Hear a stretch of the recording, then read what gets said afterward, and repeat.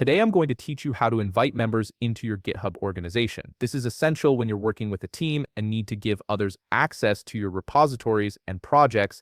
First, open your web browser and navigate to github.com. Once you're there, log in using your credentials. After you've successfully logged in, you'll be taken to your GitHub homepage where you can access all your repositories and organization settings. Next, look up to the upper right corner of the screen and click on your profile picture, which is your avatar icon. This will open a drop-down menu with several options. From this menu, select Organizations. This section houses all the organizations you're part of or manage, making it easy to switch between different workspaces. Now you'll see a list of organizations associated with your account.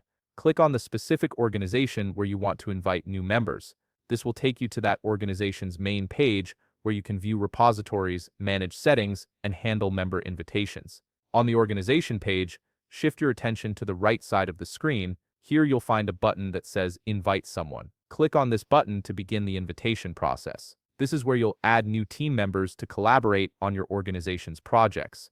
A dialog box will appear prompting you to enter details about the person you want to invite. Type in either their GitHub username, their full name, or their email address. GitHub will search for matching accounts as you type, making it easier to find the right person. Once you've entered the correct information, click Invite to proceed. After clicking Invite, you'll be prompted to select a role for this new member. GitHub offers different permission levels to control what members can do within your organization. The two main options you'll see are Member and Owner. The Member role provides standard access to repositories and basic collaboration features, while the Owner role grants full administrative control over the organization. For most team members, you'll want to select Member. Click on Member to assign this role, which gives them appropriate access without full administrative privileges. This helps maintain security and organization structure. Finally, click Send Invitation to complete the process. GitHub will send an email invitation to the person, and they'll need to accept it before gaining access to your organization. The invitation will remain pending until they respond,